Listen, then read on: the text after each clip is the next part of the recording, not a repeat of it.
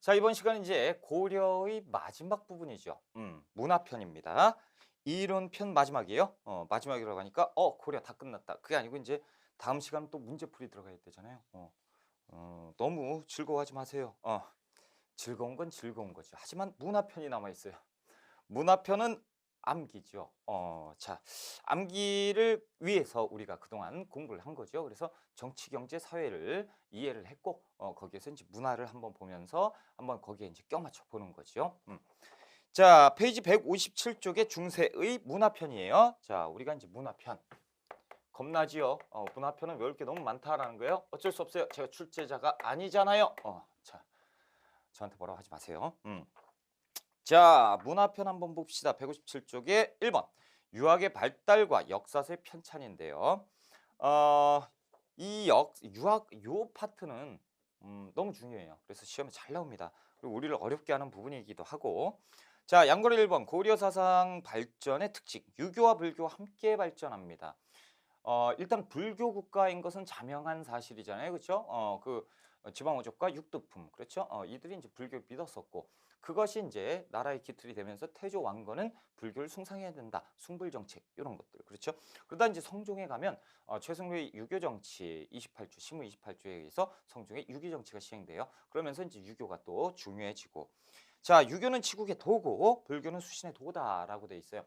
치국이라는 건 그 나라를 다스리는 거고 나라를 다스리는 것은 현세 우리가 사는 일이잖아요. 그렇죠? 우리의 현세 일이기 때문에 자, 불교는 수신의 도죠. 몸을 닦는 거예요. 그러니까 신앙 쪽에서 강조하는 것이고 그리고 내세 좋은 데 가기 위해서 그렇죠? 그러니까 내세보다 현세가 가깝다. 그러니까 유교가 조금 더 중요하다라는 쪽에 의미가 있는 거죠. 이것은 이제 최승로의 시무 28조 중에 20조의 내용이 그렇게 돼 있어요. 자, 양거리 2번에 이제 유학의 발달입니다. 그래서 초기 태조 때 보시면 신라 육두품 계통의 유학자들이 활약을 했죠. 그래서 육두품과 호족이 초기에 집권을 했었잖아. 그렇죠? 그러다 보니까 건국 초에요. 건국의 정당성을 내세워야죠. 그러다 보니까 주체적이고 자주적인 역사서들이 유학의 성격들이 나옵니다. 역사서도 마찬가지예요. 자, 니은번 광종 때 보시면 과거제를 실시하지요. 그러다 보니까 이제 문과만 시행하고 무과는 시행하지 않았던 안타까움이 있었다라는 거죠. 디귿번에 이제 성종, 최승로의 시무 28조 그래서 유교 정치 됐습니다. 그리고 이제 국자감, 대학교를 만들잖아요.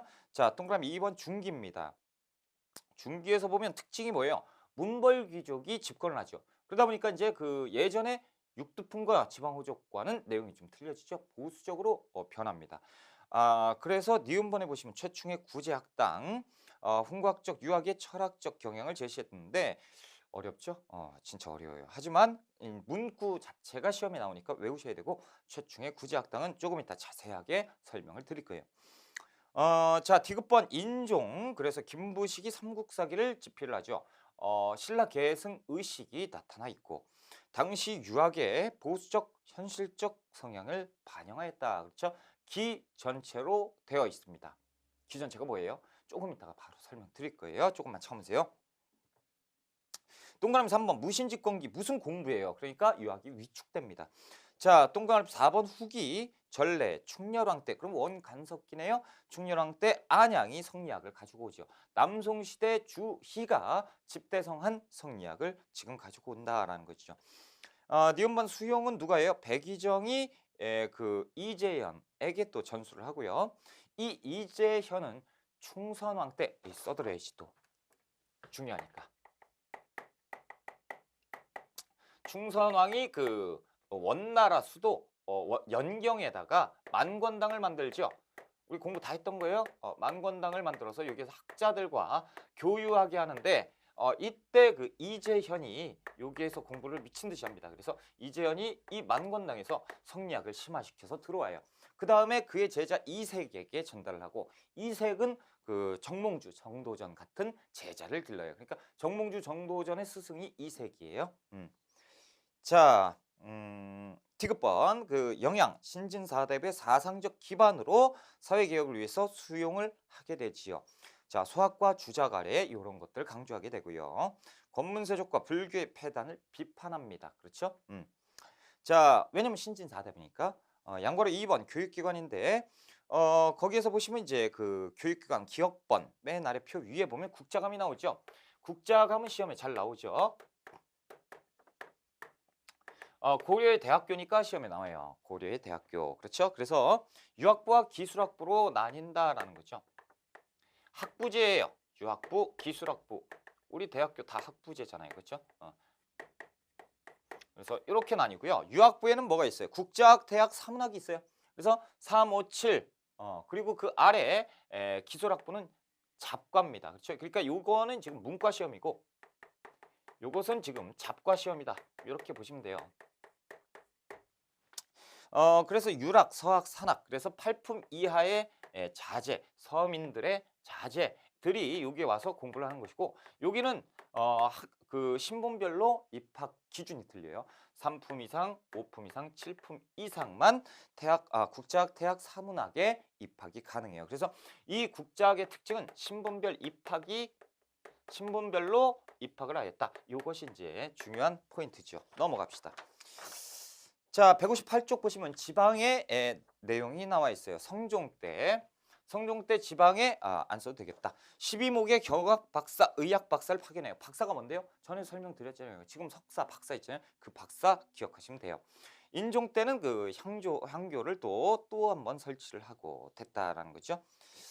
자, 이제 그 표 밑에 보시면 그 사학의 발달이 나와 있습니다. 사학 매우 중요해요.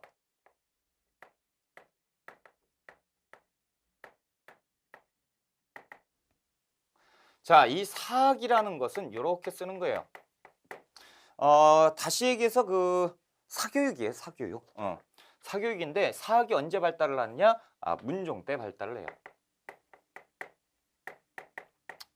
자, 요것은 아까 제가 이제 말씀드리려다가 처음에 이제 말씀 안 드린 건데 그 157쪽에 그 어디야 이거? 저 최충 나오죠? 최충. 그 얘기예요. 그리고 그 저기 뭐야 158쪽에 그 자료 플러스 위에 인종 때 향교가 설치되었다. 근데 그 우리 정치편에 성종 때 향교가 설치되었다. 그렇죠? 그 둘 다 맞게 보시면 돼요. 성종 때 약 뭐 이렇게 해가지고 만들었는데 향교라고 지금 보고 있으니까 성종 때 향교 맞고 인종 때도 향교가 맞다라고 보시면 돼요. 이거 가지고 이상한데 그러실 필요는 없다라는 거예요. 똑같습니다. 그래서 시험에는 안 나오겠죠. 애매하면 안 내요. 자, 이 문종 때 사학의 발달입니다. 그렇다고 나왔다고 했는데 선생님 나왔는데요. 따지시면 안 돼요. 그렇죠. 나오면 상대적으로 푸시면 되죠. 뭐 그게 어렵습니까? 자, 그 동그라미 3번에 이제 사학의 발달. 문종 이후 최충의 문헌공도를 비롯한 사학 12도가 융성되었다라고 되어 있는데 엄청 어렵죠. 굉장히 어려워요. 이 내용을 한번 설명을 드릴게요. 문종 때 최충이 활약을 했습니다. 그 최충은 그 과거 시험에서 그 급제, 특히나 장원급제를 해서 활약을 했고 그 교육 쪽에서 지금부터 따지면 뭐 교육부 장관을 역임할 정도로 그렇게 이제 활동을 많이 했던 사람인데 최충이 이제 은퇴하겠다고 문종에게 사직서를 내요. 그러니까 문종이 안 되옵니다. 안 됩니다. 최충이 한번 살려주세요. 나 이제 그만할래요. 그래서 그만둬요. 그만둔 다음에 최충이 낙향해서 자기의 고을로 가는 게 아니고 그 개경에서 학원을 만듭니다. 학원. 이른바 이제 구제학당. 학원을 만드는데 이 구제학당이라고 하는 것은 9개 단과 학원을 만든 거예요. 이 국자감에 그 상대적으로 상충하는 거지. 그래서 학원을 만드는데 뭐 때문에 학원 만들어요? 과거 시험. 그렇죠. 내가 과거에 능통한 사람이니까 여러분 들어와라. 그래서 학원을 만들었더니 이게 소문이 나가지고 쫙 사람 몰렸어요. 그래서 개경에서 완전히 그냥 전회차 마감을 시켜버려요. 이유는 뭐 어디에 있냐면 최충의 제자들이 있잖아요. 이 제자들이 그 지공거가 됩니다. 지공거라고 하면 과거 시험을 출제하고 과거 시험에 면접관으로 가 있는 사람이 다 최충의 제자예요. 혹은 최충과 관련된 사람이고 그러다 보니까 최충이 이제 얘기하는 거 있잖아요. 이거 시험에 나올 걸 그러면 시험에 나와요. 올해차 과거 시험에 출제가 됐다. 쪽집게 과외가 돼버리는 거지. 그러니까 쪽집게 학원이 융성을 하니까 전국에서 소문이 나가지고 학생들이 막 몰려요. 그래서 이 구제학당에 공부하는 무리를 일컬어서 문헌공의 무리다. 문헌공도라고 부르는 거죠. 이것이 최충의 구제학당입니다. 설명 기가 막히죠. 자, 이렇게 이제 구제학당을 하는데 구제학당이 번성돼요. 그러다 보니까 이때 사직서를 막 내요, 사람들이. 예. 그러면서 그 12명의 사람들이 나와서 11명이 나오는 거죠. 총 포함해서 12명이니까 12공도를 형성을 합니다. 다시 얘기하면 이제 서울에 12개의 학원이 형성이 되는 거죠. 그 학원 중에 제일 번성한 학원은 구제학당이었다. 이 내용이 거기 써 있는 거예요. 그래서 동그라미 3번에 사학의 발달, 문종 이후 최충의 문헌공도를 비롯한 사학 12도가 융성하였다. 12명은 과거 합격자, 그렇죠? 최충도 과거 합격자잖아요. 그래서 이들이 학원을 만들었다라는 거죠. 덕분에 관악은 위축되죠. 그래서 국자감이 텅텅 벼버려요. 그러니까 이제부터 국가에서 난리가 난 거예요. 와, 이거 큰일 났다. 공교육을 육성해야겠다. 그래서 관악을 진흥하자. 앞으로 관악 진흥 정책을 시행하니 요것이 시험 문제 그렇게 많이 나오는 거예요. 자, 동그라미 4번에 그것이 정답이에요. 그 아래 이제 동그라미 4번 이 통째로 다 외우셔야 돼요. 자, 그 기억번의 숙종, 국자감의 서적포. 그래서 국자감의 그 안에다가 출판소를 만들어요. 국정출판사지. 그래서 거기에서 이제 찍어내는 거예요. 자, 니은번 예종. 국학으로 계칭합니다. 그래서 예종 때는 국자감을 국학으로 바꾸고 국학 칠제를 만들어요. 그래서 국학 칠제. 다시 보면 구제학당 따라한 것 같죠. 7개의 당과 학교를 만드는 거예요. 잘 안 돼요. 그래서 양현고를 만들어요. 양현고는 장학재단이에요. 돈. 그래서 야, 국자감 오면 공부할 때 돈도 줄게 라고 하는데 잘 안 돼요. 청영각, 보문각, 천장각, 임천각 모두 다 도서관 및 그 학술연구소 뭐 이런 거 기숙사도 만들어서 막 주는데 안 돼요. 자, 그리고 하나가 빠졌어요. 하나 써놓으세요. 인종 때 그 경사 육학이라고 하나 적어 놓읍시다. 그래서 경사 육학 그 국학 칠제를 경사 육학으로 다시 바꿔요. 너무 많은가? 6개로 바꿀까? 이렇게 경사 육학을 만드는데 이것도 잘 안 되죠. 한참 지나서 이제 충렬왕 때 그 국자감 있죠. 국학. 이 국학을 이름을 아예 바꾸자. 그래서 성균관으로 이름을 고칩니다. 그래서 성균관은 조선의 대학교잖아요. 그렇죠? 그런데 충렬왕 때 성균관으로 이름을 바뀌게 되는 것이 이때요. 그래서 성균관은 고려 말에 만들어져요. 자, 그리고 공민왕 때 가서 공민왕 때 이 성균관을 순수하게 유학교육만 시키겠다. 그래서 요거는 또 한번 정치편에서 제가 수업을 해드린 적이 있어요. 그래서 성균관을 순수한 유학교육기관으로 고치는 사람이 공민왕입니다. 그래서 이 내용을 전체로 통째로 다 외우셔야 돼요. 그렇죠? 그래서 시험에 잘 나오는 것은 이제 인종, 그 다음에 예종, 그 다음에 공민왕 이렇게 순서대로 외우셔야 돼요. 자, 이제 역사서의 편찬인데 이 역사서는 진짜 어렵죠. 역사서는 엄청 어려워요. 그래서 역사서를 한번 짚고 넘어가죠. 역사서는 어디에서 어떻게 나올지 몰라요. 그냥 통째로 외우셔야 돼요. 일단 기본적인 것부터 짚고 들어가자라는 거죠. 역사서는 몇 개로 이제 그 짚고 가보자라는 거죠. 고려 전기. 그래서 고려 전기, 고려초. 고려초는 육두풍과 호족이 집권했을 때잖아요. 그러니까 건국의 정당성 확보를 위해서 여러 가지 이 역사서를 편찬하게 됩니다. 그래서 자주적 사관으로 나와 있는 것이 보통 고려 전기예요. 그래서 우리가 실록 있죠. 7대 실록. 그래서 우리가 조선왕조실록을 들어봤는데 고려왕조실록은 잘 못 들어봤죠. 왜냐하면 이 7대 실록이 조금 있다가 불에 타버려요. 그래서 현존하지 않습니다. 그리고 또 구삼국사도 만들어요. 역시 이것도 현존하지 않습니다. 그러니까 지금 이제 현존하지 않는 책들을 공부하고 있다는 거죠. 자, 고려 중기. 중기는 이쪽에 그렇죠. 보수적인 문벌귀족. 자, 문벌귀족들이 집권을 했기 때문에 약간은 보수적 성향을 띠고 유교적인 합리주의 이 같은 서적들이 이제 나오죠. 그렇죠? 합리적 유교상한이라고 부르는데 이것이 뭡니까? 대표적으로 삼국사기. 김부식의 삼국사기. 그렇죠. 삼국사기는 내용까지 통째로 외우셔야 돼요. 자, 고려 후기로 갑니다. 고려 후기로 가면 두 가지로 나뉠 필요가 있어요. 특히나 누구 때지? 예, 무신정권. 그렇죠? 무신집권기. 무신집권기 같을 때는 아무래도 무신집권기가 있고, 그리고 원간섭기가 있죠.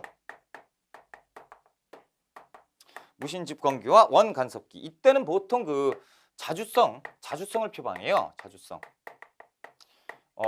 그리고 이쪽도 자주성. 왜냐하면 원나라 때는 고려의 사람들이 내가 고려 사람인지 원나라 사람인지 구분도 못해요.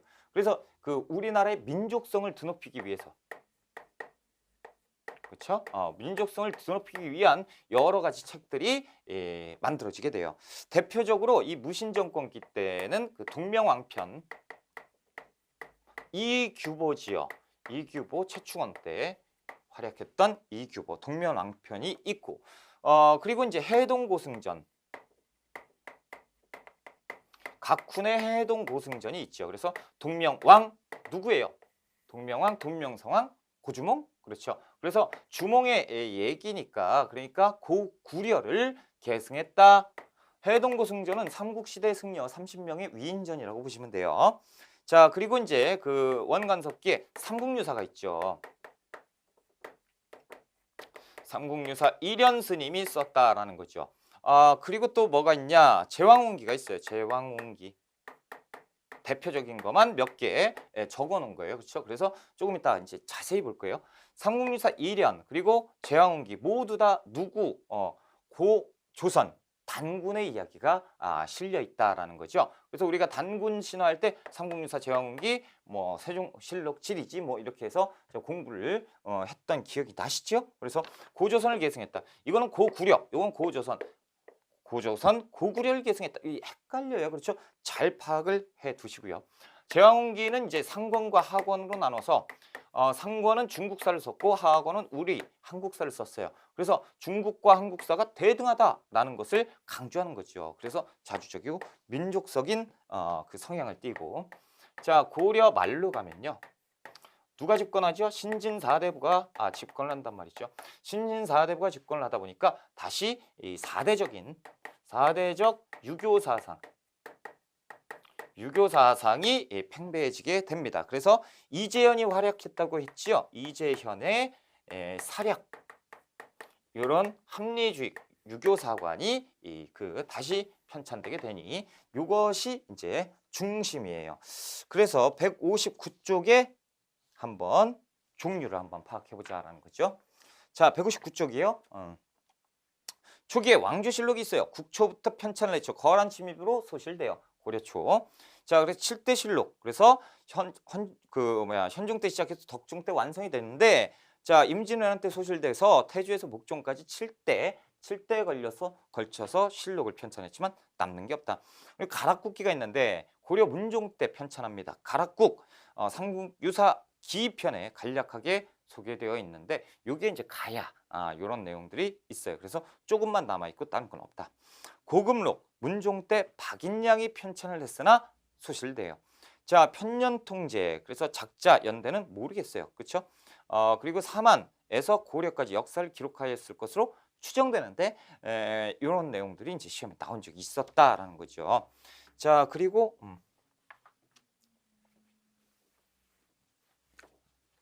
그 아래 보시면 속편년통제라고 해서 예종 때 홍관이 왕명으로 편찬하였다라고 돼 있죠. 하나만 더 적어 놓을게요. 의종 때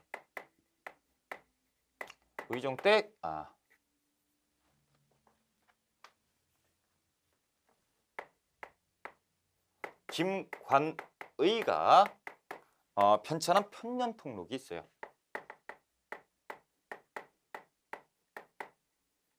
요것도 평년통록이에요. 요것도 소실되고 저기 구삼국사도 소실되고 거의 다 소실돼 버렸다라는 거죠. 자, 이제 중기 삼국 어디 있어? 중기 여기. 그렇죠? 삼국사기. 그렇죠? 삼국사기 다 외워야 돼요. 인종 때 김부식이 왕명으로 편찬합니다. 그리고 기전체로 쓰여져 있고요. 삼국의 역사를 편찬합니다. 그래서 현존하는 가장 오래된 역사서. 그래서 구 삼국사를 기본으로 편찬하였다. 이것을 참고했다. 이렇게 보시면 돼요. 자, 그리고 그 동명왕편 있죠. 명종 때 이규보가 쓴 동명왕의 영서사시죠. 어느 나라 계승? 고구려 계승이에요. 적어놓으면 좋죠. 동국 이상국집에 수록되어 있고요. 해동고승전 고종 때 각훈이 편찬하지요. 삼국시대 승려 30여 명의 정기를 기록했고요. 자, 후기 때 삼국유사 원간섭기지요. 중렬왕 때 이련이 편찬했고 불교사 중심으로 삼국사. 그렇죠? 자, 당군신화가 수록된 최고의 사서고 고조선을 계승했다. 써놓으시면 좋죠. 제왕옹기 중렬왕 때 이승휴 우리 역사를 당군에서부터 서술 고조선 계승이에요. 우리 역사를 중국사와 대등하게 파악해서 상권은 중국사, 하권은 한국사로 기록을 해놨다. 말기에는 이제 이재현의 사략이죠. 그래서 성리학의 영양 대의명분 강조 유교사관으로 저술되었다라고 되어 있는데 그 옆에 역사서술 방법이 나와 있어요. 기전체, 편년체, 기사본말체, 그렇죠? 그리고 강목체 이렇게 되어 있는데 기전체는 일단 본기, 열전, 세가, 지, 표 이런 식으로 이렇게 돼 있는데 이게 뭐냐면 책이 있잖아요. 그러면 우리 책도 이렇게 돼 있잖아요. 이렇게 해서 여기는 1편, 2편, 3편 이런 식으로 돼 있죠. 요 본기편, 요 열전편, 세가편 이렇게 해서 묶어놓은 책이에요. 그래서 본기는 뭐냐면 그 왕들의 업적, 본기. 열전은 뭐냐면 그 위인전이에요. 그래서 강감찬전 뭐 이런 것들 이렇게 이제 적어놓은 거고 세가 됐고 지, 뭐 제도, 풍속 이런 것들 이렇게 해놓은 것이 기전체입니다. 그래서 뒤에 자를 따서 기전체라고 쓰는 것이고 편년체 같은 경우는 자 편년체는 그 말 그대로 연도별 시간 순으로 이렇게 쓴 것이 편년체입니다. 그리고 이제 기사본말체가 있어요. 기사본말체. 그래서 원인과 결과로 서술되어 있는 내용이 기사본말체입니다. 그래서 대표적인 사설을 좀 알 필요가 있죠. 기전체는 방금 또 봤어요. 대표적인 게 뭐예요? 삼국사기. 삼국사기 그리고 고려사가 있어요. 이 조선에도 조선 것까지 그냥 다. 자, 고려사, 전료가 있어요. 이거 다 조선 건데 일단 여기에서 나왔으니까 그냥 적어놓고 가보자라는 거죠. 그리고 동국통감도 있고 그리고 그 편년체 대표적인 게 조선 왕조실록이죠. 왕조실록. 이런 것들이 그 편년체로 되어 있다라는 거죠. 기사본말체 같은 경우는 그 삼국유사 이런 것들 그리고 연려실기술 이렇게 이제 편찬이 되어 있는 것이 이제 기사본말체입니다. 강목체도 있어요. 그 동사 강목 뭐 이런 것들인데 강목체 이런 것도 이제 시험에 가끔 나온다라는 거죠. 한번 나온 적도 있고. 자, 이제 그 아래에 보시면 2번에 불교 사상과 신앙이에요. 불교 사상과 신앙. 자, 불교는 꼭 기억하셔야 돼요. 우리 시험에서 불교 시험 엄청 나오잖아요. 이유는 어디에 있습니까? 고려 자체가 불교의 나라지요. 그래서 어떻게 보면 국교가 불교란 말이죠. 그래서 불교에 대해서는 시험에 반드시 나온다. 우리가 공부를 반드시 잘해놔야 된다라는 거죠. 화이팅. 그렇죠? 이거 지우는 거 되게 힘들어요. 깨끗하게 지워야 되잖아. 여러분들 위해서. 자, 159쪽 양괄호 1번 불교 정책입니다. 그래서 태조 때 숭불 정책이죠. 그래서 맨 끝에 보면 연등회와 팔관에 중요하니까 잘해라 라고 당부를 했었고 동그라미 2번 광종 때요. 승과제도가 있었죠. 그리고 니은번에 국사, 왕사제도가 있었는데 국사는 해거, 왕사는 탄문. 좀 적어놓으세요. 시험에 또 나온 적이 있습니다. 국사는 해거, 왕사는 탄문. 승록사를 설치했는데 승록사는 그 불교 사무를 담당했던 관청이에요. 이런 것도 설치를 했었고 천태학을 강조했습니다. 5월에 의통과 재관을 파견을 냈어요. 그래서 천태학을 연구하게 했는데 이것도 시험 문제 나온 적이 있다라는 거죠. 그래서 의통 중국 천태종 16대 교조가 돼요. 우리나라 갔는데 중국의 교조가 됐단 말이죠. 자, 재관 천태사 교의 저수를 냈었고, 자, 동그라미 3번에 성종 억불책이죠. 그래서 최승로가 이 그 불교 행사는 조금 억제할 필요가 있지 않아요? 그러니까 성종이 그래 맞아 폐지. 자, 동그라미 4번 현종 때 연등회와 팔관을 다시 부활시키고요. 현화설 건립하고 초조대장경을 조판을 했다라는 거 기억해 놓으시고, 자, 동그라미 5번 문종 때 승직, 그러니까 승려에게 별사전이라는 대가를 또 지급했고 흥왕사도 건립을 합니다. 자, 한 장 넘겨보세요. 160쪽이에요. 양과로 2번 불교통합운동과 천태종입니다. 초기 교종과 선종의 병립, 그래서 균여의 화엄종이 성행을 하고요. 그리고 또 선종에 대한 관심 뭐 이렇게 돼 있는데 어렵죠. 니은번 광종의 교선통합운동 뭐 이렇게 복잡해요. 그렇죠? 교종통합 귀법사를 창건했다라고 돼 있고 뭐 이렇게 돼 있는데 어렵다. 도대체 이게 뭔지 모르겠다라는 거죠. 일단 여러분들이 이해가 안 가는 게 지금 막 교종이 나오고 성종이 나와요. 자, 그러면 우리가 공부를 안 한 상태잖아요. 지금 안 했잖아. 그렇죠? 안 한 상태에서 보시면 신라 말에 무엇이 유행을 했죠? 선종. 그래서 지방오족과 육도품이 믿었잖아요. 그러면 선종이 유행해야 돼요? 교종이 유행해야 돼요? 선종. 그렇죠? 그런데 아니다라는 거죠. 왜? 자, 선종은 활동적이죠. 교종은 뭐예요? 그들의 특권을 유지하기 위한 거잖아요.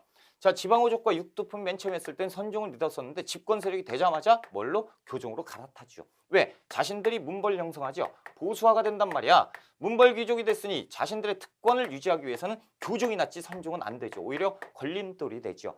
그러니까 집권 세력들이 다시 교종으로 갈아타요. 그러니까 집권 세력이 교종을 믿고 선종은 지방에서 또 이렇게 되는 거죠. 그러니까 돌고 도는 거예요, 이게.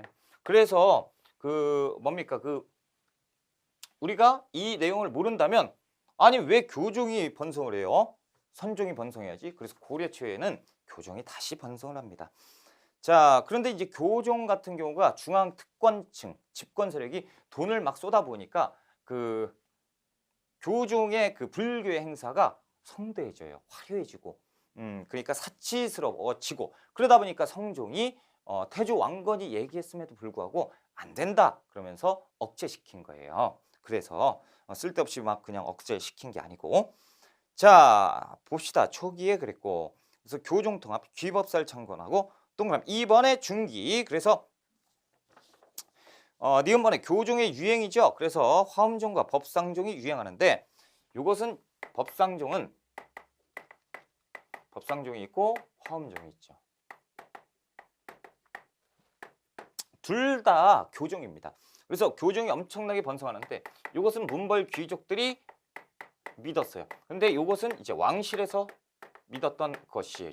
자, 무엇이 더 화려할까요? 이게 더 화려합니다. 왜냐하면 귀족들이 돈이 훨씬 많아요. 왕권은 좀 땅이 떨어지죠. 가면 갈수록 땅이 떨어진단 말이에요. 왕권이 약화되다 보니까 귀족이 강하니까 얘들이 번성을 해요. 그러니까 요거에 대해서 반대한다. 그래서 이들을 비판해요. 너무 화려하게 종교 행사를 하는 거 아니냐? 그러면서 화엄종이 등장하게 되는데요. 이때 당시에 이 불교가 돈을 너무 좋아하는 거 아니냐. 그렇죠? 불교라는 것은 스님들이 깨끗해야 되는 것이고 종교는 깨끗해야 되는 건데 점점 갈수록 불교가 정치 세력과 연결이 돼서 돈을 요구하고 그런 쪽으로 가버리죠. 그러니까 의천이 지금 교종끼리도 막 싸우고 있고 그리고 교종뿐만 아니라 저쪽에서는 선종도 그러니까 뭐 종파가 3개 막 4개 막 그러니까 의천이 이제 왕자잖아요. 그렇죠? 모든 부귀영화를 버리고 출가합니다. 출가하니까 저는 막 연구를 많이 했어요. 왜 그 부귀영화를 버리고 왕자가 속세에 떠나서 종교에 귀의해서 스님이 됐을까? 그렇죠? 그런데 이게 국교란 말이죠. 그러니까 왕자가 나와서 여차하면 이제 왕이 될 수 있는 사람인데 나왔단 말이죠. 그래서 불가에 기위를 해요. 그럼 뭐가 돼요? 교황이 되죠. 교황급이 되잖아요. 그러니까 이 의천은요. 그래서 시험에 많이 나오는 거예요. 의천은 이 불교의 타락에 이것을 가지고 통합을 해보자. 불교가 이렇게 타락하고 그리고 또 불교가 여러 가지 불교가 있으면서 분명히 부처님은 하나인데 이상한 얘기들이 막 돌고 있으니까 불교를 통합할 필요가 있다. 그래서 의처는 당연히 교종이겠어요, 선종이겠어요? 교종이죠, 그렇죠? 왕실이니까. 그러다 보니까 교단을 통합을 하자. 교종 통합운동을 전개를 합니다. 그래서 교종을 바로 통합을 시켜버려요. 그 다음에 이제 그러면 이 남아있는 선종도 통합을 해야 되는 거 아니냐라는 교종 중심에서 선종을 통합하려는 움직임, 이것이 의천이에요. 자, 그 기억번 보세요. 교단 통합 운동입니다. 그래서 교종 중심에서 선종을 통합하려고 했었다라는 거죠. 그래서 선종을 어떻게 보면 없애려고 한 거죠. 교종이 하나의 불교로. 자, 교종 통합입니다. 흥왕사에서 화엄종을 중심으로 통합을 했죠. 그래서 당시의 교종, 흥왕사의 주지로 있었던 사람이 누구냐? 의천이에요. 의천. 그래서 흥왕사의 주지로 있으면서 조금 있다가 또 하겠지만 교장, 흔히 우리가 알고 있는 속장견을 여기에서 좁혀내요. 속장경. 자, 선종을 통합합니다. 그래서 국청사에서 천태종을 창시해서 통합을 하려고 했지요. 그래서 교종 중심에서 선종을 통합을 하려고 했어요. 그래서 앞에 교자가 나오는 교관겸수입니다. 시험 엄청 잘 나오잖아요. 교관겸수. 그렇죠? 이론의 연마와 실천을 함께 수행한다. 하지만 뭐부터? 교종이 앞에 나온다라는 거죠. 자, 한 개 디귿번에 보시면 불교의 폐단을 근본적으로 시정하지는 못했어요. 왜냐하면 이 의천이요. 와, 이제 통합이 거의 다 됐는데 이제 이제 불교는 하나야라고 하려는 찰나에 죽어버린단 말이죠. 그래서 세상을 등졌어요. 그러다 보니까 선종이 가만있어 봐. 왜 우리가 얘들한테 흡수되려고 그랬지? 안 돼. 다시 나오고. 그렇죠? 그리고 나서 조금 있다가 이제 무신집권기, 무신들이 등장을 하죠. 자, 무신들은요. 교종을 믿을까요? 선종을 믿을까요? 교종을 믿어요? 선종을 믿죠. 왜냐? 자, 교종을 믿게 되면 교종의 왕즉불 사상이 있는데 무신들은 왕을 무시해버렸잖아요. 그렇죠? 왕을 제끼고 자신들이 실질적인 왕이 됐는데 교종을 하면 결국에 부처님을 죽이고 자기가 왕이 된, 그러니까 앞뒤가 안 맞으니까 그 실리를 추구했던 선종을 믿습니다. 그래서 무신집권기 이후에는 선종이 융성을 해요. 선종이 융성을 합니다. 자, 보세요. 선종이 융성을 했어요. 스님들이 막 하고 있을 때 무신들이 사람 싹 다 죽였죠. 그런 다음에 불교에 가서 스님, 제가 회개하러 왔습니다. 저 같은 놈도 회개가 될까요? 부처님은 사랑이십니다. 이렇게 되죠. 그러다 보니까 이들이 결탁하게 되는 거예요. 그러니까 부처님은 여러분들의 그 모든 죄를 사해 줄 건데 부처님이 초라하게 계셔가지고, 그렇죠? 스님 드릴게요. 그러면서 막 퍼다 날르는 거죠. 그러니까 점차적으로 불교가 커지게 되고 불교에서 부자 승려들이 출현을 하게 되고, 그렇죠? 이 돈이 있으니까 돈놀이를 하게 됩니다. 그러면서 그 스님들이 그 고리대를 놔요. 그렇죠? 고리대를 놓고 돈을 못 갚으면 그 노비로 삼고 그리고 그 처는 그 놀이개로 삼고, 그렇죠? 이런 일들이 비일비재, 술 마시고, 그렇죠? 타락의 길로 가는 것이 불교입니다. 당시 불교. 지금 불교라고 하면 큰일 나. 지금 안 돼요. 오해하지 마세요. 자, 168쪽을 일단 보고 들어갈게요. 168쪽에 사료가 나와요. 빨리 168쪽. 맨 위에 보면 의천이 나오죠. 나는 도를 구하는데 뜻을 두어 막 이렇게 나오는데 두 번째 줄 파란색. 관도 배우지 않고 경도 배우지 않을 수 없다라고 했죠. 그 위에 보니까 교관이라고 나왔죠. 이것은 뭡니까? 의천의 내용이에요. 그래서 이 사료를 주고 무엇을 풀어라? 의천을 풀어라라는 내용이에요. 160쪽으로 다시 갑시다. 빨리 160쪽 됐습니다. 자, 그래서 이제 지금 보세요. 불교가 타락하고 있죠. 불교가 걷잡을 수 없이 타락의 길로 가버린다라는 거죠. 그러니까 이때 그 의식 있는 승려들이 나오게 되는 거죠. 그러면서 이 불교, 내가 승려인데 승려는 어떻게 해야 돼요? 승려는 돈, 이런 것들, 그렇죠? 명예, 이익, 실리, 이런 것들 말이 되느냐? 마땅히 명리를 버리고 승려의 본연의 자세로 돌아가서 설법을 하고, 그리고 그 뭡니까? 그 수행을 해서 서로 부처가 되려고 경지에 올라야 되는 것이 맞지, 속세에 가서 돈을 알고 술을 알고 여자를 알면 이것은 잘못된 거 아니냐. 승려의 본연의 모습으로 돌아가자라고 하는 불교의 개혁운동이 있으니 그것이 불교 통합운동입니다. 불교 통합운동. 자, 그러면서 우리가 이제 공부를 해야 되는 거죠. 자, 거기에 이제 대표적인 승려가 이제 진울이 있어요. 진울. 앞으로 하는 내용은 다 외우셔야 됩니다. 진울은 송광사에서 송광사를 중심으로 해서 수선사 결사 운동을 전개를 합니다. 그래서 진울하면 수선사 결사 외워야 돼요. 이거 모르시면 공부 안 한 겁니다. 그렇죠? 그래서 어떻게 하자? 선종 중심에서 교종을 통합하자라는 거죠. 그래서 이렇게 되는 거죠. 선종에서 교종을 흡수해야 된다라는 것. 그래서 선교일치라고 부르는 거예요. 선이 앞에 있잖아요. 그렇죠? 그래서 선교일치. 교광염수, 의천, 선교일치, 진울. 그렇죠? 그래서 정예쌍수,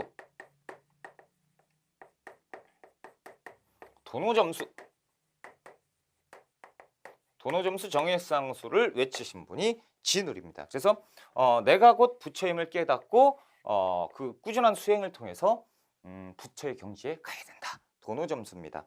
자, 정예쌍수 참선을 더욱더 중요시하고 그리고 불교 경전을 읽고 경지에 올라야 된다. 정예쌍수예요.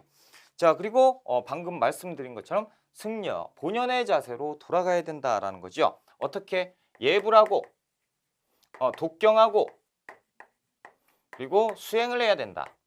수행까지 강조를 하셨다라는 거죠. 그래서 여기에 있는 내용을 통째로 모르신다면 우리가 시험을 못 본다라는 얘기예요. 꼭 외우셔야 되고 그 다음에 이제 요새, 승려 요새가 출연을 합니다. 진울과 요새. 자, 진울과 요새는 같이 있었다가 같은 방향이 좀 틀려서 나와서 독자적으로 그 진행을 하게 되는 그 불교 통합 운동이에요. 그래서 백년결사입니다. 백년사 결사. 자, 백년사 결사고 요새는 그 천태종이에요. 그래서 만덕사 중심으로 결사 운동을 하니 백년사 결사다라는 거죠. 그리고 이 요새는 법화 신앙에 대해서 주장을 합니다. 법화 신앙. 법화 신앙은 뭐냐면 참회를 해야 된다라는 거죠. 자신의 진정을 깨닫고 자신의 잘못을 진정으로 깨닫고 참회하고 그리고 수행하고 이런 식으로 가야 된다. 그게 뭔데요? 법화 신앙. 누가 얘기했어요? 요새가. 어디에서요? 백년사 결사에서 얘기를 했다라는 거죠. 자, 해심 대사가 이제 마지막으로 등장을 하는데 이 해심 대사는 그 진울의 제자입니다. 진울의 제자예요. 그러니까 진울의 뜻을 그대로 받아서 진행을 하게 되는데 이때 이제 한참 뒤에 마지막에 이제 그 불교 통합 운동을 하시는 분이기 때문에 수선사 결사, 백년사 결사 다 맞다. 그래서 나는 모르겠다. 결사 운동. 그래서 이름이 그냥 결사 운동이에요.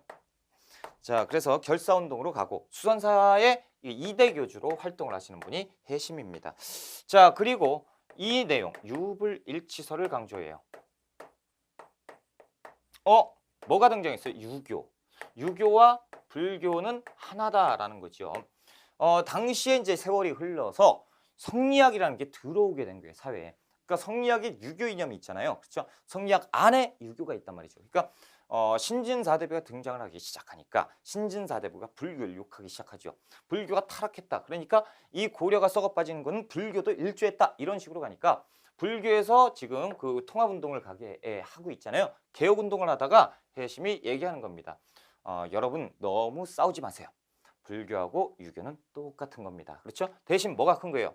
불교가 큰 거죠. 그래서 불교에서 유교를 포용하는 유불일치설을 얘기한다라는 것은 엄청난 변화예요. 뭐냐? 당시에 불교 국가이기 때문에 유교 무시한다. 이런 성향이 있었는데 이제 불가에서 유교를 인정하는, 그렇죠? 다시 얘기해서 성리학의 수용이 성리학 수용에 대한 사상적인 기반을 만들 수 있었던 것이 유불일치설이에요. 그러니까 스님들 혹은 불자들이 유교도 인정하는 그런 모습을 볼 수가 있다라는 거죠. 그래서 성리학 수용의 사상적 기반이 됐던 것이 유불일치설. 그래서 시험에 잘 나오는 거예요. 자, 이렇게 정리를 하시고 우리가 책으로 한번 가볼게요. 자, 160쪽입니다. 160쪽. 양고라 3번의 결사운동과 조계종. 자, 동그라미 1번 무신주권계 불교. 타락하는 거예요. 그리고 교종은 쇠퇴하고 다시 선종이 융성하게 된다는. 동그라미 2번 진울이죠. 진울. 그래서 수선사 결사 그렇죠. 그리고 송광사에서 자 승려 본연의 자세에 돌아가서 독경 선수행 노동에 힘쓰자라고 이렇게 얘기를 했었고 조계종을 창시합니다. 그래서 선종을 중심으로 교종을 통합하자. 그래서 선종 중심으로 교종 통합. 이게 뭐라고요? 선교일치 외우셔야 되고 정일상수, 도노점수 그렇죠? 이렇게 나왔고 자 동그라미 3번에 해심. 해심 어디 있어요? 해심대사. 그래서 유불일치설이 나왔다라는 거죠. 성리학수용의 사상적 기반. 자 요새 강진 만덕사를 중심으로 결사운동을 제창을 했는데 이 결사운동 이름은 백년결사입니다. 그렇죠? 자 그리고 자신 행동을 진심으로 참여해야 된다. 무슨 신앙? 법화신앙, 요새신앙입니다. 여기 다 외우셔야 돼요. 자 양과로 4번에 원간섭기 불교의 폐단이에요. 그래서 동그라미 1번 불교계의 폐단, 개혁운동의 의지가 퇴색되고 있다라는 거죠. 이제 원나라가 들어오니까 이 불교통합 개혁을 내자라고 했는데 이제는 원나라가 지배를 해버렸어요. 그러니까 이것이 개혁해봐야 뭐 할 거냐? 원나라. 고려가 아니고 원나라인데 해봐야 뭐 에라 모르겠다 그러면서 다시 타락하게 되는 것이 불교예요. 그리고 친원 세력 누구? 권문세족. 권문세족이 또 이 불교에다 돈을 미친 듯이 퍼다 날르죠. 그러니까 또 불교가 이 달콤하죠. 그러니까 또 타락하게 되는 거예요. 자 161쪽 동그라미 3번에 보우가 나와요. 동그라미 2번이죠. 보우. 보우는 이제 공민왕 때 왕사입니다. 공민왕 때 이 왕사 보우가 있는데 보우도 시험에 간간히 출연합니다. 외우셔야 돼요. 원에서 임재종을 들여왔다라는 거. 이 내용이 나와요. 자 동그라미 3번 근데 이제 실패하고 원내에서 라마교를 전배합니다. 라마교는 티베트 불교예요. 티베트 불교 이것이 이제 융성하기 시작해요. 그러니까 당연히 이때는 뭐다? 원간섭기다라고 보셔야죠. 양과로 5번 대장경의 간행입니다. 그래서 의미 대장경을 찍어요. 불교 경전을 집대성한 것으로 경율론 3장으로 구성이 되어 있는데 오른쪽 날개 잠깐 볼까요? 경은 부처가 설한 것으로 율은 교단에서 지켜야 될 윤리 경은 그 아래 있어요. 론은 그 아래 있어요. 경과 율에 대한 승려나 학자들의 이론과 해석을 얘기하는 거예요. 그래서 경율론 3장으로 구성되어 있는데 이것이 뭐냐? 대장경이다. 시험에 나온 적이 있습니다.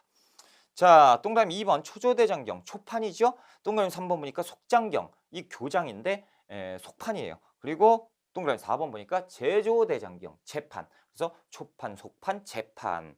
자 동그라미 2번 초조대장경 기억번에 목적이 나오죠. 현종 때 거란의 침입을 받았을 때 부처님의 힘으로 물리쳐보자 해서 조판한 게 초조대장경. 니은번 대곡 804 부인사에서 보관하고 있었는데 몽골의 침입 때 소실돼요. 정확하게 이제 몽골의 2차 침입할 때 제가 설명을 드린 것 같은데 자 동그라미 3번 속장경인데 이게 교장입니다. 그래서 의천이 교장을 찍어냈다고 제가 말씀을 드렸잖아요. 어디에서? 흥왕사에서. 그래서 이때 흥왕사에서 교장도감이라는 건물을 만들어요. 그 두 번째 있잖아요. 교장도감을 만들고 거기에서 의천이 찍어내는 것이 속장경이에요. 어떻게 찍었느냐? 그 위에 보시면 송나라, 거란 그리고 왜 일본의 주석사 그러니까 불경을 다 수집을 해가지고 거기에서 이제 공통된 내용 그리고 중요한 내용을 뽑아가지고 신편제 종교장 총록 이것은 이 교장의 일종의 목차예요. 그런 것을 이제 저수를 하고 그 다음에 그거에 의해서 찍어내는 것이 속장경이다라는 거예요. 자 동그라미 4번에 제조대장경 이게 우리가 흔히 알고 있는 팔만대장경입니다. 자 기억번 목적 몽골의 침입으로 소실된 초조대장경을 대신해서 제작을 했다라는 거죠. 어디에서? 그 아래 보면 고종 때 최후가 강화도에서 조판을 하죠. 그래서 이 조판 그 제조대장경을 총괄한 스님이 수기법사입니다. 수기 그래서 수기법사도 알아놓으셔야 돼요. 장난친단 말이죠. 자 그리고 디귿번에 보시면 합천 해인사에서 보존되고 있다라는 거죠. 그래서 8만 장이 넘는 목판 그래서 8만 대장경. 자 리을번 의 뭐가 있어요? 엄청나게 아름답죠. 그래서 유네스코에서 2007년에 세계 기록 문화유산으로 지정을 했었다라는 거. 자 양가로 6번에 도교와 풍수 지리설입니다. 동그라미 1번 도교인데 특징에 보시면 불로장생 현세구복을 추구했었다. 그렇죠? 그래서 그 아래 보면 초제 하늘을 보고 제사를 지내는 것, 하늘의 별을 보고 제사를 지내는 것. 자, 동그라미 2번 민간신앙인데요. 니은번의 8간에 이런 것들. 동그라미 3번 풍수지리설이 있었고 한 장 넘겨보시면 162쪽이에요. 거기에서 보시면 니은번의 초기의 개경길치설, 서경길치설, 그렇죠? 이렇게 됐다가 묘청의 서경천도운동이 좌절이 되면서 그런 다음에 이제 북진이 깨져버리죠. 그러면서 서경의 지위가 하락되면서 이제 서울 한양이 더 좋다. 이것이 한양 명당설, 이거 남경길치설이라고도 합니다. 이렇게 이제 되는 거예요. 자, 이제 3번 과학기술의 발달을 한번 봅시다. 자, 과학기술의 발달. 그래서 천문학과 의학이 나오죠. 천문학과 의학. 천문학과 의학에서 1번 동그라미 천문학 기억번에 4천대죠. 서운관. 요거 이제 체크해 두시고 외우셔야죠. 신라는 뭐가 있었어요? 첨성대가 있었어요. 그렇죠? 이것이 이제 천문 관측소지요. 자, 니은번 역법의 변천입니다. 역법, 달력. 그래서 초기에는 당나라의 선명력을 썼고요. 충선왕 때 원나라의 수시력을 쓸 수밖에 없지요. 그렇죠? 자, 공민왕 때 명나라의 대통령을 썼다. 다시 얘기해서 지금 개혁을 추진하고 있구나. 공민왕. 그렇죠? 자, 의학에 보면 기억번에 태의감이 나와요. 그래서 니은번에 의과를 시행했고 태의감에서 의학에 대해서 교육을 했었다라는 거 보시고. 자, 디귿번에 향약방 나오죠. 의서예요. 향약방이 있었고 그 아래 향약 구구방이 있는데 외우셔야죠. 그래서 고려 후기 13세기 때 편찬이 됐는데 국산 약재가 이제 180여 종이 소개가 됐어요. 자주적인 의서죠. 그래서 그 아래 보면 현존하는 우리나라 가장 오래된 최고의 자주적인 의서다라고 해서 시험에 잘 나와요. 자, 그리고 하나 더 제중 이표방 하나 적어 두세요. 제중 이표방. 그래서 김영석이 썼던 것이 이제 고려 시대에 그 의서가 하나 있고요. 삼화자 향약방. 삼화자 향약방. 이것도 고려 시대 의서입니다. 그래서 고려 말의 독창적인 의학서 이라고 이렇게만 보시면 되겠다. 자, 양괄호 2번에 이제 인쇄술의 발달이죠. 목판 인쇄술 아까 봤어요. 초조대장경, 석장경, 교장, 그리고 제조대장경, 팔만대장경 다 봤지요. 자, 그런데 이것이 이제 썼고 뭐 이런 불편함이 있죠. 그래서 금속으로 찍어내요. 이른바 금속활자술. 동그라미 2번 엄청 중요하죠. 자, 니은번에 보시면 상점고금 예문이 있습니다. 고종 때 1234년 1, 2, 3, 4년에 우리가 금속으로 활자를 찍어냈다라는 내용이 기록으로 남아 있어요. 하다 보니까 그 현존하는 그 증거가 없잖아요. 현존하지 않거든. 그러다 보니까 이게 그 전 세계적으로 공인받지 못합니다. 단지 이규보의 동국 이상국집 있죠.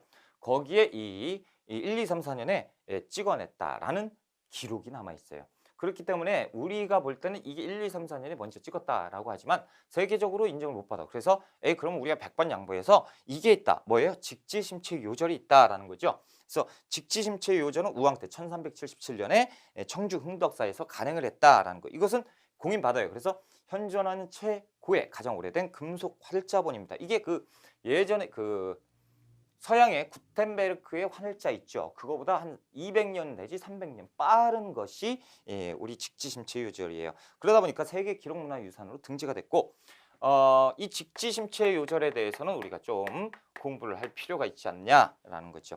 그래서 누가 총괄을 하냐면 백운 경한 스님이 총괄을 합니다. 그렇죠?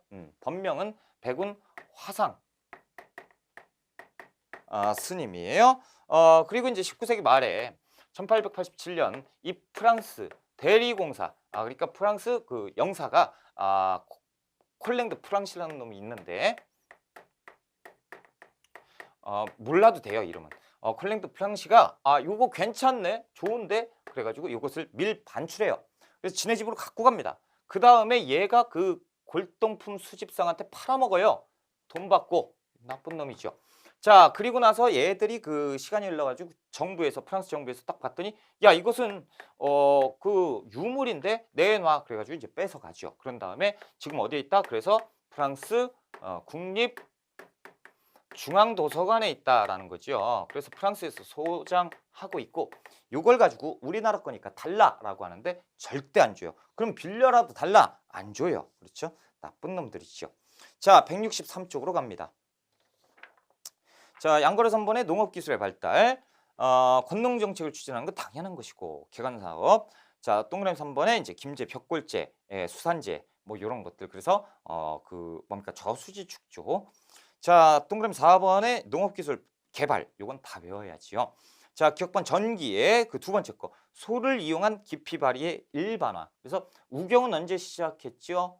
신라 6세기 치중왕 때 우경을 이용해서 깊이가리가 일반화되었다. 이거 하나의 단어처럼 기억하세요. 소를 이용한 깊이가리 일반화는 고려 시대입니다. 자, 밭농사는 보리, 콩, 조를 돌려짓는 2년 3장의 융자법. 그러니까 2년 동안 3번 짓는 법이 이제 보급되기 시작했고 후기에는 시비법이 발달합니다. 시비법은 동물의 그 똥이나 오줌 가지고 이제 거름을 주는 이 거름 주는 법이 시비법인데 이것이 고려 후기에 가서 유행을 하게 돼요. 발달하게 돼요. 그래서 휴경지가 점차적으로 소멸하고 있다라는 거예요. 그래서 그 소멸하고 있다가 아니고 줄어들고 있다죠. 그래서 그 조선에 가서야 휴경지가 소멸합니다. 없어진다고. 지금은 이제 고려 말에 후기에 이제 등장하기 시작해서 이걸 배우기 바쁘잖아요. 그렇죠. 그렇기 때문에 없어지지는 않아요. 점차적으로 조금씩 감소하고 있다가 맞죠. 자, 이양법은 남부지방의 일부에 보급이 됩니다. 이양법이라고 하는 것은 모내기법이죠. 모판에 옮겨 심는 것. 그렇죠. 자, 동그라미 5번 농서가 보급되는데 이 암이 원나라의 농법서인 농상지표를 가지고 와요. 그래서 농상지표도 시험에 잘 나오니까 체크 잘 해두시고요. 동그라미 6번 목화재배지요. 그래서 공민왕 때 문익점이 원나라에서 목화씨를 가져와요. 그래서 재배에 성공을 하죠. 그렇다 보니까 공민왕이면 고려 말이잖아요. 그러니까 고려 말에 목화씨를 가지고 재배에 성공을 냈지 그 목화씨를 뽑아가지고 면 옷을 입을 수는 없죠. 조선 전기에 가야 이 목화씨 재배한 거 가지고 면을 따가지고 옷을 입을 수가 있으니까 면옷이 대중화되었다라는 것은 조선 전기로 봐야 돼요. 그렇죠? 자, 그래서 양과로 4번에 화약 무기 제조와 조선기술. 기억본에 보시면 외국 격퇴를 위해서 맨 끝에 최무선이 무엇? 화약 제조법을 기술 터득하지요. 그래가지고 그 아래 니은번에 화통도감을 설치해요. 그래서 여기에서 화포를 제작해서 배에다 장착한 다음에 그 외구를 향해서 포를 쏴버렸죠. 그게 뭐예요? 진포전투지요. 자, 동그라미 2번 조선기술 맨 끝에 보면 대형 범선이나 이런 게 있었고 그 전함, 그렇죠? 전함도 있었어요. 누전선이에요. 이것이 이제 고려의 전함 함대, 그렇죠? 전투함대. 전함이 누전선이었다라는 거죠. 귀족 문화가 발달하고 있는데 한 페이지 넘겨보세요. 자, 164쪽입니다. 164쪽.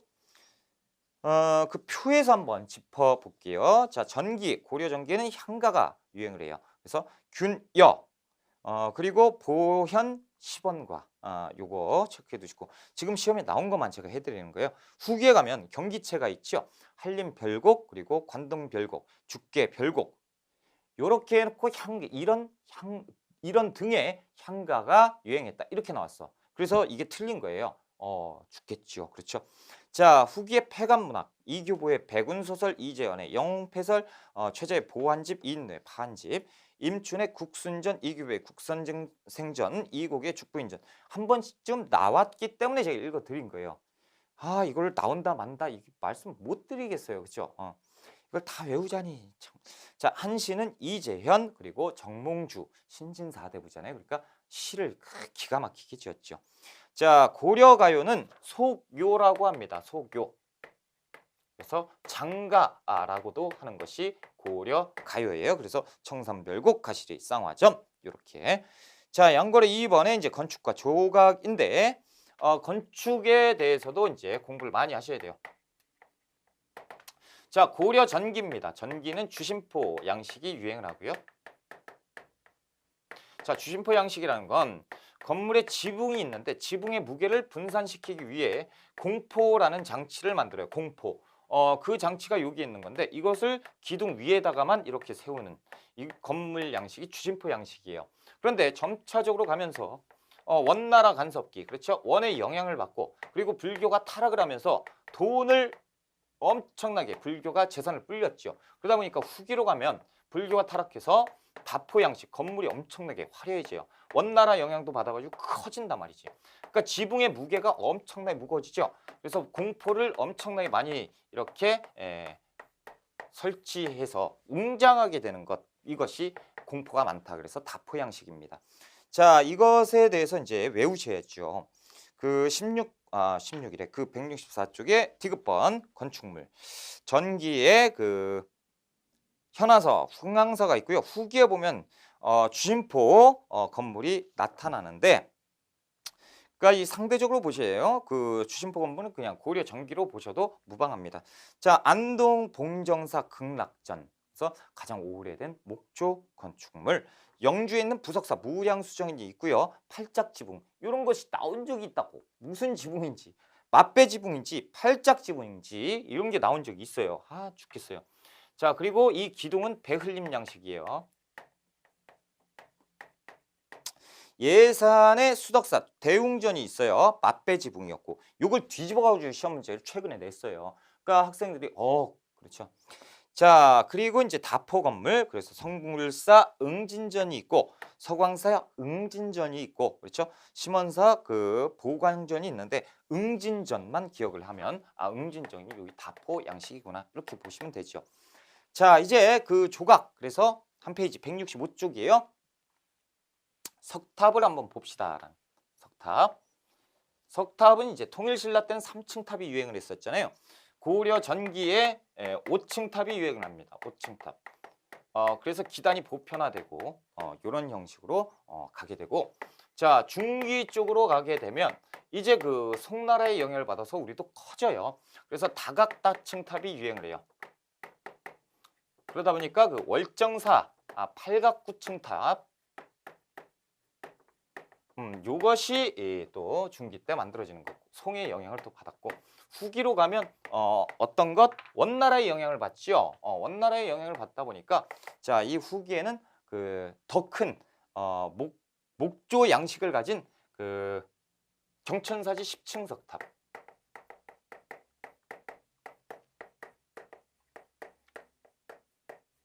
자, 이렇게 커집니다. 9층, 10층.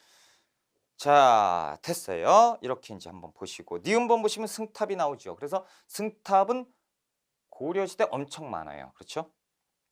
불상 보시면 석불, 금동불, 철불이 있고 뭐 이렇게 있는데 그 표를 한번 정리를 해볼게요. 석탑, 불일사 5층 석탑 전기 거겠죠. 그렇죠? 고구려 양식을 계승했고 무량사 5층 석탑 백제거, 현화사 7층 석탑, 월정사 8각 9층 탑, 여기까지. 그렇죠? 후기에 가면 경천사 10층 석탑 원의 영향을 받았다라는 것이 엄청나게 중요한 거예요. 그러니까 이제 엄청 커지죠. 자, 승탑, 고달사지 승탑. 그래서 신라 양식을 계승했습니다. 팔각 원당형으로 돼 있고, 그리고 정토사, 흥복사, 실상탑이 있고 독특한 양식. 자, 법천사, 지광국사, 현묘탑이 있는데 사각의 형태로 되어 있습니다. 자, 불상, 부석자, 소조, 아미타, 요월의 좌상이 있고 광주 충국리 철불이 있고, 이것은 이제 170쪽 한번 볼게요. 빨리 보세요. 170쪽. 사진 엄청 많이 나왔어요. 170쪽. 자, 주심포 건축물이 있죠. 딱 보면 극락전 보세요. 주심포 양식. 그래서 기둥 위에 바로 공포가 있고, 수덕사 대웅전 보면 공포가 엄청 아니구나. 이 수덕사 주심포 양식이네요. 왜 다포 양식을 안 집어넣었네요? 자, 다포 양식 없나? 그 앞쪽에 있어요. 그렇죠? 169쪽에 보시면 다포 양식 있죠. 주심포 양식, 그리고 다포 양식. 공포가 엄청나게 많다. 자, 됐어요. 큰일 날 뻔했어요. 그렇죠? 자, 170쪽. 170쪽에 보면 불탑이 나오는데 불일사 5층 탑, 무량사 5층 탑, 월정사 8각 9층 탑. 그렇죠? 엄청 큰 경천사 10층 석탑. 승탑을 보시면요. 고달사지 승탑, 팔각 원당형이에요. 원처럼 생겼는데 팔각으로 되어 있죠. 자, 정토사 흥복국사 실상탑. 가운데가 동그랗게 돼 있죠. 특이하다. 그렇죠? 독특한 우리 고려의 양식이다. 법천사, 지광국사, 현묘탑은 사각으로 돼 있죠. 자, 불상을 보세요. 부석사 소조 아미타 열의 자상인데 자, 이 부석사는 누가 만들었죠? 통일신라 의상이 만들었어요. 의상이 만들었잖아요. 그렇죠? 그리고 부석사 무량수전 있죠. 부석사 무량수전은 언제 거예요? 고려시대에 만든 건물이죠. 부석사는 통일신라. 그 안에 건물 무량수전은 고려. 그래서 이 안에다가 보관을 해놓은 보관이 아니고 이 안에다가 불상을 세웠는데 그것이 부석사 소조 아미타 열의 자상입니다. 그렇다 보니까 이 그 고려 시대임에도 불구하고 이 신라의 양식을 계승했어요.